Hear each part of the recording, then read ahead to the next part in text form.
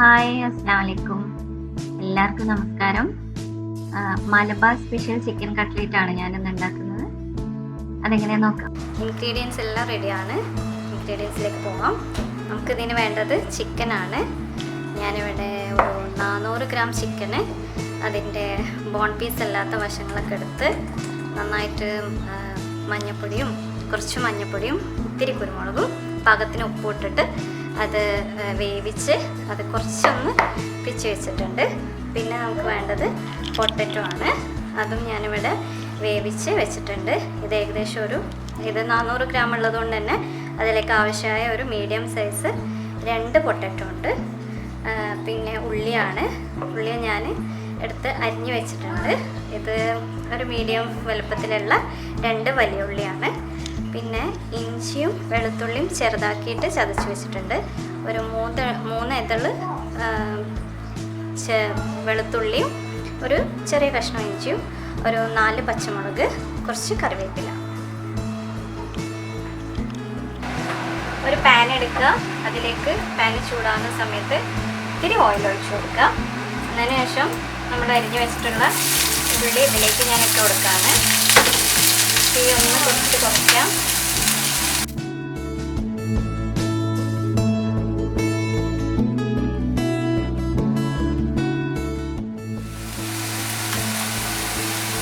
ഇതിലേക്ക് ആവശ്യമായിട്ടുള്ള ഉപ്പ് ആഡ് ചെയ്ത് കൊടുക്കണം.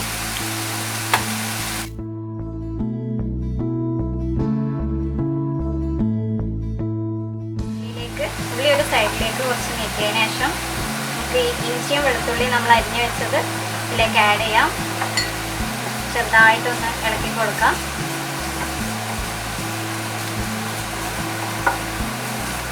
ഉള്ളിയിലേക്ക് മിക്സ് ചെയ്യാം.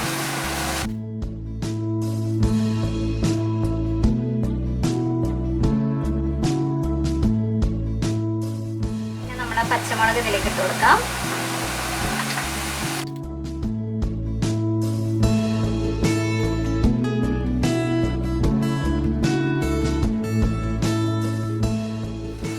അധികം ബ്രൗൺ കളറൊന്നും ആവേണ്ട ആവശ്യമില്ല. എന്നാലും ഒന്ന് നന്നായിട്ടൊന്ന് ഉള്ളി ഒന്ന് വാടി വരണം.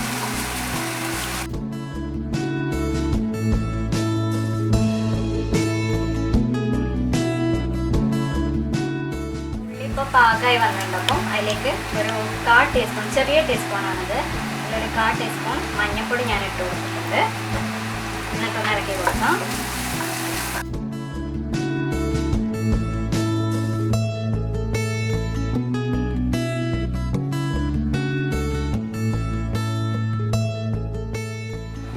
ഒരു 1/4 ടീസ്പൂൺ ഗരം മസാലപ്പൊടി ഇട്ട് കൊടുക്കുന്നുണ്ട്.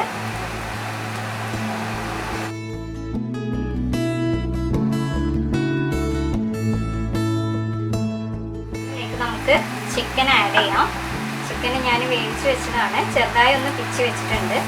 മിക്സറിലിട്ട് അരയ്ക്കുന്നില്ല. അത് കൂടുതൽ അതിൻ്റെ ഒരു ചിക്കൻ്റെ ഒരു ടേസ്റ്റ് പോകും. അതുകൊണ്ട് അങ്ങനെ ചെയ്യുന്നില്ല. ഇനി ഇതിൽ കിടന്നിട്ട് നമ്മൾ നന്നായിട്ടൊന്ന് ഉടച്ചു കൊടുത്താൽ മതി.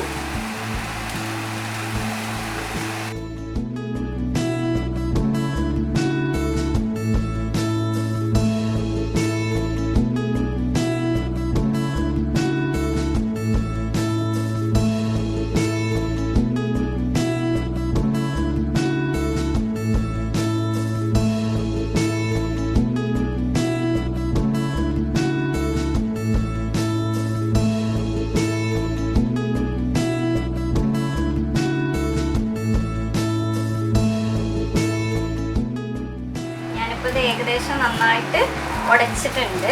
കൈ കൊണ്ട് തന്നെ ഉടച്ചതാണ്. ഇത് വെച്ചിട്ട് ഇത് ഉടച്ചതാണ്. അപ്പോൾ ഏകദേശം ഇതിലുള്ള ഉള്ളിയും പച്ചമുളകും ഇഞ്ചി വെളുത്തുള്ളിയൊക്കെ നന്നായിട്ട് ഈ ചിക്കനിലേക്ക് മിക്സ് ആയിട്ടുണ്ട്. നന്നായിട്ടത് മിക്സായി നല്ല ടേസ്റ്റി ആയിട്ടുണ്ട്. ഇതിലേക്ക് ഞാൻ അവസാനമായിട്ട് ആഡ് ചെയ്യാൻ പോകുന്നത് അരിഞ്ഞു വെച്ച കറിവേപ്പിലയാണ്. കറിവേപ്പില വെച്ചതിന് ശേഷം നമുക്ക് അതൊന്ന് മിക്സ് ചെയ്ത് കൊടുക്കാം.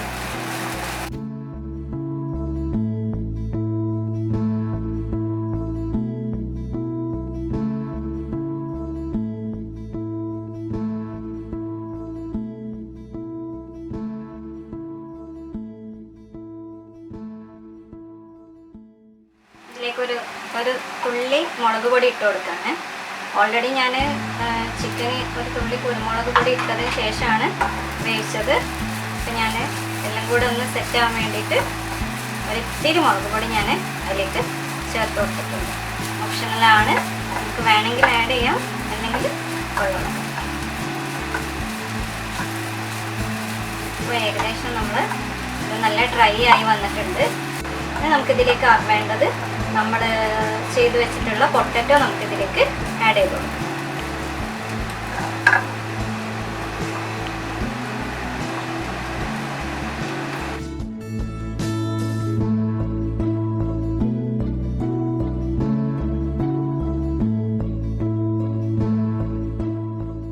നമ്മുടെ പൊട്ടറ്റോ ഒക്കെ ഇട്ട് കട്ട്ലേറ്റിന് പാകമായിട്ടുണ്ട്. ഇതിൽ കൂടുതലായിട്ട് വെള്ളമൊന്നുമില്ല. പൊട്ടറ്റോ ഒക്കെ ഞാൻ നന്നായിട്ട് ഉടച്ചിട്ടുണ്ട്, ചിക്കനൊക്കെ നന്നായി ഉടച്ചിട്ടുണ്ട്. ഇനി ഇത് നമ്മളെ കയ്യിൽ തണുത്തതിന് ശേഷം നമ്മളെ കയ്യിൽ വെച്ചിട്ട് നമുക്ക് ഓരോ ഷേപ്പാക്കി എടുക്കാം.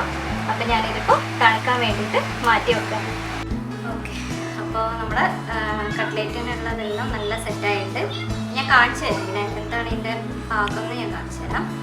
ഞാൻ എൻ്റെ കയ്യിൽ ലേശം എണ്ണ തേച്ചിട്ട് കുറച്ച് എടുക്കാതെ നിന്ന് അതിനുശേഷം നമ്മളെ കയ്യിൽ ഒട്ടിപ്പിടിക്കരുത്. കയ്യിലൊന്നും ഒട്ടിപ്പിടിച്ചിട്ടില്ല.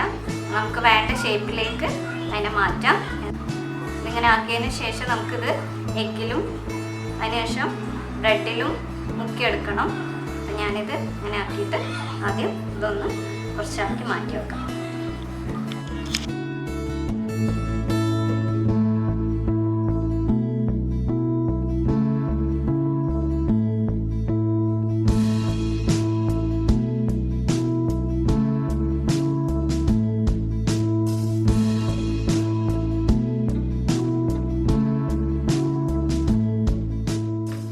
പാൻ വെച്ചിട്ട് അതിലേക്ക് നമുക്ക് കുറച്ച് ഓയിൽ ഒഴിച്ചു കൊടുക്കാം.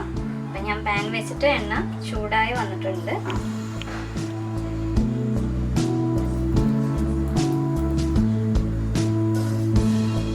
അതിലേക്ക് നമുക്ക് ഓരോന്നായിട്ട്